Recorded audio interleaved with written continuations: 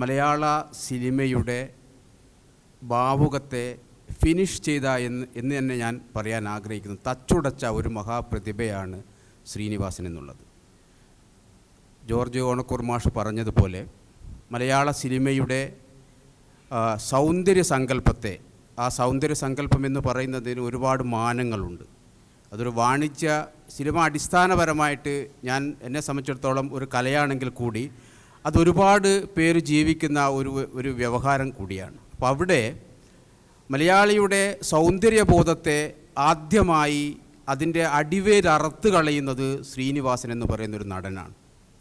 അതോടുകൂടി സിനിമ എന്ന് പറയുന്ന ഈ ഒരു മായാലോകത്തിലേക്ക് ഒരു സാധാരണക്കാരന് കടന്നു വന്നുകൊണ്ട് തൻ്റെ സങ്കല്പങ്ങളെയും ഭാവനകളെയും മനോഹരമായി അവതരിപ്പിക്കാൻ കഴിയുമ്പോൾ അതേവരെ മലയാള സിനിമ പിന്തുടർന്ന് വന്നിട്ടുള്ള ഒരു അധികാര മേൽക്കോയ്മയെ എങ്ങനെ മാറ്റി നിർത്താമെന്ന് സിനിമയിലൂടെ ശ്രീനിവാസൻ പറയുമ്പോൾ ഒരേ സമയം സംഭവിക്കുന്നത് നമ്മുടെ സാമൂഹ്യ വീക്ഷണത്തിൽ കലാപരതയിൽ നിന്നുകൊണ്ട് തന്നെയുള്ള ഒരു മാറ്റത്തെ കൂടി അദ്ദേഹം അടയാളപ്പെടുത്തുന്നു എന്നുള്ളതാണ്. ഞാൻ 2-3 സിനിമയിൽ ആ ഒരു വീക്ഷണത്തെ നിർത്തിക്കൊണ്ട് സംസാരിക്കാനാണ് ആഗ്രഹിക്കുന്നത്. കാരണം സിനിമയുമായി ബന്ധപ്പെട്ട ഒരു വലിയൊരു ഒരു അധ്യായം ഇവിടെ പറഞ്ഞു കഴിഞ്ഞിട്ടുണ്ട് പ്രിയപ്പെട്ട സംവിധായകൻ. നമുക്കൊന്നും ആ ലോകവുമായി അത്ര പരിചയമില്ലാത്തതുകൊണ്ട് നമ്മൾ സ്ക്രീനിൽ കാണുന്ന ഒരു ശ്രീനിവാസൻ്റെ സിനിമയെ എങ്ങനെയാണ് സാധാരണപ്പെട്ട മനുഷ്യൻ്റെ നിത്യജീവിതവുമായി അത് സംവദിക്കുന്നത്, അല്ലെങ്കിൽ എങ്ങനെയാണ് സാധാരണപ്പെട്ട മനുഷ്യൻ്റെ സാമൂഹിക നിരീക്ഷണങ്ങളെയും സാമൂഹ്യ വീക്ഷണങ്ങളെയും സിനിമ സ്വാധീനിക്കുന്നത് എന്നുള്ളത് 2-3 സിനിമയുടെ പശ്ചാത്തലത്തിൽ ഏറ്റവും ചുരുക്കി പറയാനാണ് ഞാൻ ആഗ്രഹിക്കുന്നത്. ഒന്നാമതായിട്ടുള്ളത് നാടോടിക്കാറ്റ് എന്ന് പറയുന്ന സിനിമയിലെ 2 കഥാപാത്രങ്ങൾ വിജയനും ദാസനും മുന്നോട്ട് വെക്കുന്ന ഹാസ്യത്തിൻ്റെ ഒരു അടിത്തട്ടിൽ മലയാളിയുടെ, അതായത് വിദ്യാഭ്യാസം നേടിയ ചെറുപ്പക്കാർ ദാരിദ്ര്യം അനുഭവിക്കുമ്പോൾ അവരുടെ ജീവിതം എങ്ങനെയാണ് അവരറിയാതെ മറ്റൊരു ദിശയിലേക്ക് മാറിപ്പോകുന്നതെന്നും ദാരിദ്ര്യത്തിന് ഇത്രമാത്രം ആഴമുണ്ട് എന്നുള്ള ഒരു ധ്വനി ആ സിനിമ നമുക്ക് തരുന്നുണ്ട്. അതായത് ഈ പാലിൻ്റെ അകത്ത് വെള്ളം ചേർത്തുകൊണ്ട് ആ പാല് പോലും ഉപയോഗിക്കാൻ കഴിയാത്ത വിധം പരാജയപ്പെട്ടു പോകുന്ന അന്ന് രാത്രി ഇങ്ങനെ വിശന്ന് കിടക്കുമ്പോൾ വിജയൻ പറയുന്നുണ്ട്, ഈ പശുക്കളുടെ ഈ കരച്ചിൽ കേട്ടിട്ട് ഇതെന്തൊരു ശല്യമാണ് എന്ന് പറയുന്നുണ്ട്. അപ്പം ദാസൻ പറയുന്നൊരു വാക്കുണ്ട്, അതിന് വിശന്നിട്ടാണത് അത് കരയുന്നതെന്ന് പറയുമ്പോൾ വിജയൻ പറയുന്നൊരു വാക്കുണ്ട്, അതിന് കൊടുക്കാനുള്ള പിണ്ണാക്ക് ഞാൻ കഴിച്ചു എന്ന് പറയുമ്പോൾ ഉടനെ ദാസൻ പറയുന്നത് അതാണ് ഞാൻ നോക്കിയിട്ട് കാണാതെ പോയതെന്നൊരു ഡയലോഗ് പറയുന്നുണ്ട്. ദാരിദ്ര്യത്തെ, അതായത് വിദ്യാഭ്യാസം എന്ന് പറയുന്നത് അടിസ്ഥാനപരമായിട്ട് ആ തലമുറയിലെ പഠിച്ചാൽ വിദ്യാഭ്യാസം കിട്ടും, അങ്ങനെ ആ ജീവിതത്തെ മുന്നോട്ട് കൊണ്ടുപോകാൻ കഴിയും, തങ്ങൾക്ക് വളരാൻ കഴിയും എന്ന് പറയുന്ന സാങ്കല്പികമായ അല്ലെങ്കിൽ ആ ഒരു സാമൂഹ്യ യാഥാർത്ഥ്യം എങ്ങനെയാണ് ആ കാലഘട്ടത്തിൽ ഒരു വിദ്യ നേടിയ യുവാക്കൾക്ക് പൂർത്തീകരിക്കാൻ കഴിയാത്തത് പോകുമ്പോഴുണ്ടാകുന്ന മനോവ്യതകളെ, ആത്മസംഘർഷങ്ങളെ അത്രമാത്രം മറ്റൊരു മലയാള സിനിമകളിൽ നമ്മൾ കണ്ടിട്ടുണ്ടോ എന്നുള്ളത് നമ്മൾ തിരിച്ചറിയേണ്ടതായിട്ടുണ്ട്. പക്ഷേ അതിനെയൊക്കെ തന്നെ നമ്മൾ വളരെ രസകരമായി ചിരിച്ചു തള്ളിയിട്ടാണുള്ളത്. ഇപ്പം 4 പതിറ്റാണ്ടിന് ശേഷം നമ്മൾ ആ ഒരു രംഗത്തിലേക്ക് തിരിച്ചു പോകുമ്പോഴാണ് നമ്മുടെ കേരളത്തിൻ്റെ 2 ലക്ഷത്തോളം ചെറുപ്പക്കാർ മറ്റ് രാജ്യങ്ങളിലേക്ക് തൊഴിൽ തേടി പോകുമ്പോൾ നമുക്കതിൻ്റെ ഈ ഒരു സ്പേസിൻ്റെ ആ ആഴം നമുക്ക് മനസ്സിലാവുകയാണ്. അതൊക്കെ കഴിഞ്ഞ് ഏറ്റവും പ്രധാനപ്പെട്ടതായിട്ട് എനിക്ക് തോന്നിയിട്ടുള്ള വിയോജിപ്പ് ഉണ്ടായെങ്കിൽ കൂടി നമ്മുടെ ചിന്താവിഷ്ടയായ ശ്യാമള എന്ന സിനിമയിലേക്ക് വരുമ്പോൾ ആ 24 മണിക്കൂറും നീ ഇങ്ങനെ ഭക്തനായി നടക്കണ്ട എന്ന് അച്ഛനായ തിലകൻ പറയുമ്പോൾ തിലകൻ വീണ്ടും പറയുന്നു, നീ ഒരു സമയത്ത് നീ മാലയിട്ട് ശബരിമലയ്ക്ക് പോയി, നിൻ്റെ ഒരു ആത്മീയത, നിൻ്റെ ആ ഒരു ദൈവത്തോടുള്ള പ്രീതി അവിടെ കഴിഞ്ഞു എന്ന് പറയുന്നുണ്ട്. ഉടനെ വിജയൻ എന്ന് പറയുന്ന ആ കഥാപാത്രം ശ്രീനിവാസൻ ചോദിക്കുന്നൊരു വാക്കുണ്ട്, അപ്പം ഞാനൊരു സീസൺ ആത്മീയതയാണോ എന്ന് ചോദിക്കുന്നുണ്ട്. ഈ ഒരു സീസൺ ആത്മീയത എന്ന് പറയുന്നത് ഞാൻ ഏതെങ്കിലും ഒരു മതത്തെക്കുറിച്ചല്ല പറയുന്നത്. എല്ലാ മതത്തിലും ചില പ്രത്യേക കാലഘട്ടത്തിൽ മനുഷ്യൻ ആത്മീയമായി അങ്ങേയറ്റം ശുദ്ധീകരിക്കപ്പെടുകയും ആ പ്രത്യേക കാലഘട്ടം കഴിഞ്ഞാൽ ഈ മനുഷ്യൻ തന്നെ എന്തുകൊണ്ടാണ് മറ്റൊരു മനുഷ്യനായി മാറിപ്പോകുന്നത്. ശ്രീനിവാസൻ ആ സിനിമയായ ഒറ്റ ഡയലോഗിൽ കൂടി മുന്നോട്ട് വെച്ചിട്ടുള്ള സാമൂഹ്യ വിമർശനത്തെ മറികടക്കാൻ കഴിയുന്ന ഒരു സർഗാത്മക സാഹിത്യവും മലയാളത്തിൽ ഉണ്ടായിട്ടില്ല എന്ന് വിശ്വസിക്കുന്നവനാണ് ഞാൻ. അതാണ് ആ സീസണായ ഒരു ആത്മീയത. അയാൾ ഉപയോഗിക്കുന്ന വാക്കതാണ്.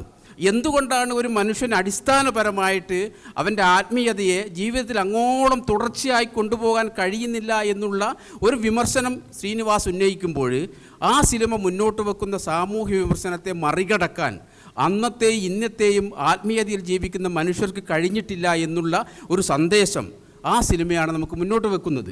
മറ്റൊരു കാര്യം, 2 സിനിമയെ എടുത്ത് പരിശോധിച്ച് കഴിഞ്ഞാൽ 2017 ശേഷം മലയാള സിനിമാ ഇൻഡസ്ട്രിയിൽ സംഭവിച്ചു കൊണ്ടിരിക്കുന്ന അങ്ങേയറ്റം സാമൂഹ്യ വിമർശനത്തെ അല്ലെങ്കിൽ മനുഷ്യജീവിതവുമായി ഒരിക്കലും പൊരുത്തപ്പെടാൻ കഴിയാത്ത വിധം മലയാള സിനിമാ ഇൻഡസ്ട്രിയുടെ ഉള്ളിൽ നടക്കുന്ന സാംസ്കാരിക ജീർണതയെ 2005 ഉദയനാണ് താരം എന്ന് പറയുന്ന ആ സിനിമയോടുകൂടി തന്നെ ശ്രീനിവാസൻ മുന്നോട്ട് വെക്കുന്നുണ്ട്. അതായത് നമുക്കറിയാം എങ്ങനെയാണ് മലയാള സിനിമയിൽ ഒരു പവർ പൊളിറ്റിക്സ് അല്ലെങ്കിൽ പവർ ടീം രൂപപ്പെട്ടതെന്നും ആ പവർ ടീം രൂപപ്പെട്ടതിന് ശേഷം നമ്മുടെ ഈ മണിയെ പോലെയുള്ള നടന്മാർ എന്തുകൊണ്ടാണ് അരികവൽക്കരിക്കപ്പെട്ടു പോയത്, എന്തുകൊണ്ടാണ് മുഖ്യധാരയിൽ മണിയെപ്പോലെയുള്ള നായകന്മാർക്ക് ഒരിടം കിട്ടാത്ത വിധം അങ്ങേയറ്റം തിരസ്കരിക്കപ്പെട്ടു പോയത് എന്ന് നമ്മൾ പരിശോധിക്കുമ്പോഴാണ് ഈ പറയുന്ന പവർ ടീം എന്ന് പറയുന്ന മലയാള സിനിമയിലുണ്ട് എന്ന് അതിൻ്റെ ഒരു ചെറിയൊരു അനുരണങ്ങൾ നമ്മുടെ ഉദയനാണ് താരം എന്ന് പറയുന്ന സിനിമയിലുണ്ട്. അതിനുശേഷം 2012 അതിൻ്റെ ഒരു 2ാം ഭാഗം എന്ന രീതിയിൽ പത്മശ്രീ ഭാരത് ഡോക്ടർ പേര് മറന്നുപോയി ഒരു സിനിമ 2012 നിൽക്കുന്നത് സരോജ്, ഡോക്ടർ സരോജ് എന്നുള്ള സിനിമ വരുന്നത്. അപ്പോൾ ആ സിനിമയിലേക്ക് എത്തുന്നതോടുകൂടി തന്നെ ഈ 2017 മലയാള സിനിമയിൽ എന്താണോ സംഭവിച്ചത് അതിൻ്റെയൊക്കെ ചെറിയൊരു സ്പാർക്ക് നമുക്ക് ശ്രീനിവാസൻ തരുന്നുണ്ട്. അപ്പം ഈ അർത്ഥത്തിൽ മലയാള സിനിമയിൽ കൂടി തന്നെ വലിയൊരു രാഷ്ട്രീയം നിരന്തരമായി പറയാൻ കഴിഞ്ഞ് വിജയിച്ചൊരു നടനാണ് ഈ പറയുന്ന ശ്രീനിവാസൻ എന്ന് പറയുന്നത്. സന്ദേശം എന്ന സിനിമയെക്കുറിച്ച് ഇവിടെ എല്ലാവരും പറയുകയുണ്ടായി. പക്ഷേ അതിൻ്റെ ഒരു കാലിക പ്രശസ്തി നിലനിൽക്കുന്നത് അടിസ്ഥാനപരമായിട്ട് ഞാൻ മനസ്സിലാക്കുന്നത് നടൻ ശ്രീനിവാസൻ എന്ന് പറയുന്നത് പൂർണ്ണമായ രാഷ്ട്രീയ മനുഷ്യനാണ്. നമ്മൾ അങ്ങനെയാണ് അദ്ദേഹം ഈ പറയുന്ന വിഷമുക്തമായ പച്ചക്കറിക്ക് വേണ്ടി ശ്രമിക്കുന്നു, അതിനു വേണ്ടിയിട്ടുള്ള കുറേ സൗകര്യങ്ങൾ ഉണ്ടാക്കുന്നു, പണങ്ങൾ നഷ്ടപ്പെടുന്നു. ഇതിനെല്ലാം അപ്പുറത്തേക്ക് ഒരു കലാകാരൻ എന്ന അർത്ഥത്തിൽ സമ്പൂർണ്ണനായ ഒരു രാഷ്ട്രീയ മനുഷ്യനായിരുന്നു ശ്രീനിവാസൻ എന്നുള്ളത്. അപ്പം ഈ സമ്പൂർണ്ണത എന്ന് പറയുന്നത് മുന്നോട്ട് വയ്ക്കുന്ന ഒരു ആശയം അടിസ്ഥാനപരമായിട്ട് നമ്മുടെ മധ്യ ഉപരിവർഗത്തിൽപ്പെട്ട മനുഷ്യർ ഉണ്ടാക്കിയിട്ടുള്ള ഒരു പൊങ്ങച്ച സംസ്കാരത്തെ വളരെ മനോഹരമായിട്ട് അദ്ദേഹം തച്ചുടക്കുന്നുണ്ട്. വടക്ക് നോക്കി യന്ത്രം എന്ന് പറയുന്ന സിനിമയിൽ അതിലെ ദിനേശൻ എന്ന് പറയുന്ന കഥാപാത്രം നിങ്ങൾ ആലോചിച്ച് നോക്കൂ, ആ പുറത്തേക്ക് ടോർച്ച് അടിച്ച് നോക്കുന്ന രംഗം നമ്മുടെ മനസ്സിൽ നിന്ന് ഇപ്പോഴും മറഞ്ഞു പോകുന്നില്ല. അതിന് കാരണം എന്താണ്, ഒരു മനുഷ്യനെന്ന അർത്ഥത്തിൽ നമ്മുടെ ഈ കുടുംബജീവിതത്തിലാകട്ടെ സാമൂഹിക ജീവിതത്തിലാകട്ടെ നമ്മൾ തന്നെ രൂപപ്പെടുത്തിയിട്ടുള്ള ഒരു കാഴ്ചയുടെ ഒരു പ്രതലമുണ്ട്. ആ പ്രതലത്തിനപ്പുറത്തേക്ക് മലയാളിക്ക് പുറത്ത് കടക്കാൻ കഴിയുന്നില്ല. അതാണ് പറയുന്ന ചിന്താവിഷ്ടയായ ശ്യാമള എന്ന് പറയുന്ന സിനിമയിലേക്ക് പറയുന്ന അദ്ദേഹം. അതൊരു സാമൂഹ്യ വിഷയമാണെങ്കിൽ വടക്ക് നോക്കി യന്ത്രം എന്ന് പറയുന്ന സിനിമയിലേക്ക് വരുമ്പോൾ ഈ മധ്യവർഗത്തിൽപ്പെട്ട മലയാളികൾ അന്നേ വരെ കാത്തു സൂക്ഷിച്ചിട്ടുള്ള ഒരു പൊള്ളയായ ഒരു നിർമ്മിതിയുണ്ട്, ഒരു സാംസ്കാരിക നിർമ്മിതിയുണ്ട്. അതിനൊരു സാംസ്കാരിക പശ്ചാത്തലം എന്നതിനപ്പുറത്തേക്ക് നമ്മുടെ കുടുംബ പരിസരങ്ങളിൽ അല്ലെങ്കിൽ നമ്മുടെ ജീവിത പരിസരങ്ങളിലേക്ക് മലയാളി കെട്ടിപ്പൊക്കിയിട്ടുണ്ടായിട്ടുള്ള ഉള്ളില്ലാത്ത കുറേ സങ്കല്പങ്ങളുണ്ട്. അപ്പം ഇത്തരം സങ്കല്പങ്ങളെ വളരെ മനോഹരമായിട്ട് സിനിമയിലൂടെ തന്നെ തച്ചുടക്കുമ്പോൾ ഒരേ സമയം സംഭവിക്കുന്നത് അത് എല്ലാ മനുഷ്യരും കാണുന്നു എന്നുള്ളതാണ്.